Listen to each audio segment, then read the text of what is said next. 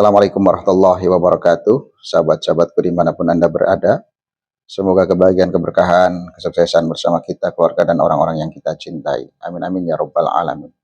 Salam NKRI harga mati, salam Pancasila Jaya, salam sejahtera untuk kita semua. Berita duka datangnya dari Tengku Muda Kori yang kemarin beliau tutup usia, meninggal dunia dalam kondisi yang mengejutkan ya, dadakan.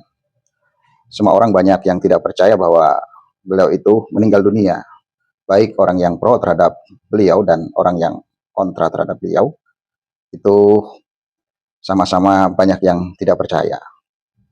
Namun berita dari kawan saya yang memang beliau sangat dekat dengan beliau, disertai dengan bukti dan video, serta saya sudah call beliau by phone, meninggalnya Tengku Muda Kori itu adalah valid informasinya, karena beliau juga takziah dan informasinya sudah dimakamkan di daerah Bekasi. Oleh karena ini merupakan jawaban dari keraguan-keraguan informasi yang sempat beredar bahwa betul Tengku Muda Kori sudah meninggalkan kita semua. Terlepas kita suka atau tidak suka dengan beliau, beliau adalah sosok pejuang pencari kebenaran dalam rangka membela nasab suci baginda Rasulullah Shallallahu Alaihi Wasallam.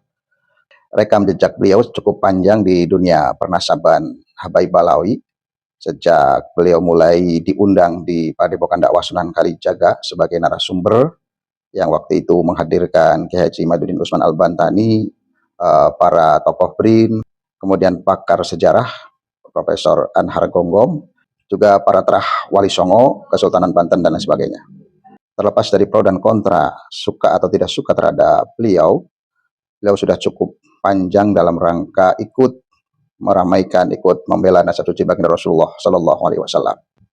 Kemudian setelah UIN menuju debat Banten, meskipun tidak mewakili timnya Kiai Imad, beliau datang sebagai personal ya, karena memang lawannya juga tidak mewakili Robito Alawiyah, meskipun di situ ada Habib Hanif Al-Atos, tetapi tidak mewakili secara kelembagaan sebagai Robito Alawiyah. Yang diinginkan oleh tim Kiai Imad itu, Robito Alawiyah itu mewakilkan salah satu atau tiga orang dari tokohnya, yaitu Habib Rizik atau Habib Taufik atau Habib Lutfi bin Yahya, atau salah satunya gitu ya. Jadi head to head ya, yang satu mewakili Robito Alawiyah, yang satu mewakili tim Kiai Imad. Jadi debat itu yang diharapkan seperti itu dan tidak larut berkepanjangan. Tapi memang di balik semua itu ada hikmahnya. Akhirnya perjalanan pencarian kebenaran nasab atau pencerahan terhadap umat terhadap nasabah Alawi itu sampai 2 tahun lebih hingga hari ini. Dan salah satunya adalah Tengku Kori Muda, meskipun beliau sempat mampir dulu membela Ba'alawi, tapi pada akhirnya juga kembali lagi sependapat dengan Kiai Haji Madudin Usman Al-Bantani, meskipun sedikit berbeda jalurnya gitu ya. Tapi intinya sama-sama tidak mengakui bahwa Ba'alawi itu bukan dzurriyyah Rasulullah Shallallahu Alaihi Wasallam dari berbagai disiplin ilmu, dari berbagai aspek. Nah, oleh karena itu, atas nama pribadi saya menyampaikan berita duka yang sedalam-dalamnya atas wafat atau meninggalnya Tengku Muda Kori. Semoga perjuangan-perjuangan beliau ini dinilai sebagai penegak kebenaran. Semoga amal ibadahnya diterima Allah Subhanahu wa Ta'ala. Semoga keluarganya disabarkan, ditambahkan pahalanya, serta segala khilaf dan kesalahannya diampuni oleh Allah Subhanahu wa Ta'ala. Karena beliau adalah manusia biasa yang tidak luput dari kesalahan dan khilafan. Meskipun ada yang framing dari youtuber klan Ba'alawi menyebutkan bahwa meninggalnya adalah prank semata karena untuk menghindari tuntutan dan lain sebagainya, tetapi meninggalnya beliau, wafatnya beliau adalah valid menghadap Allah Subhanahu wa Ta'ala.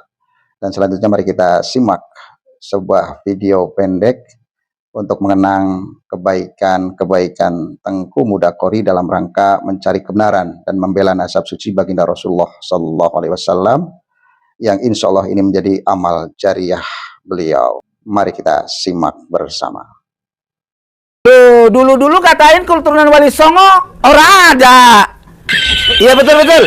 Ya sekarang keturunan Wali Songo udah maujud nih. Udah ada kelihatannya.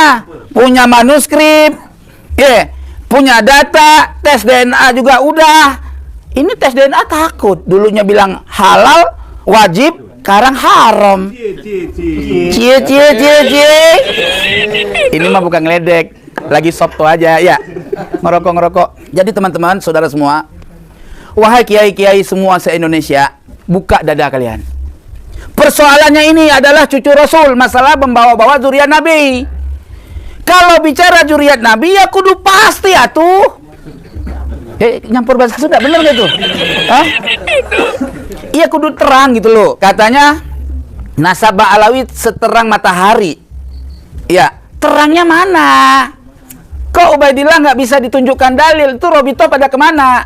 Ahli nasab yang ada di Robito, Robito pada kemana aja? Itu buku-buku nasab yang udah disebarin, tanggung jawab dong.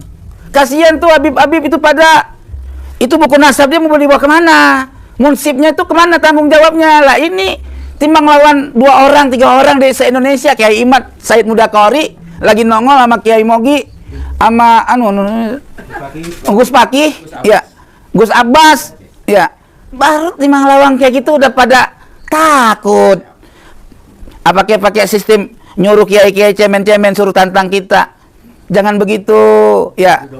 Jangan begitu. Maka oleh sebab itu saya mohon kepada kepolisian, tolonglah berikan kita untuk menyampaikan kebenaran di kalangan masyarakat dengan hak. Kalau kira-kira yang mendukung Mbak Alawi punya ilmu, ya datang diskusi baik-baik, santun. Enak kan bawa kitab, sharing gitu loh, sharing. Jangan kayak kemarin debat kusil ya. Begitu tuan-tuan, mungkin ini aja yang dapat saya sampaikan. Mohon maaf lahir dan batin bila mana ada kekurangan.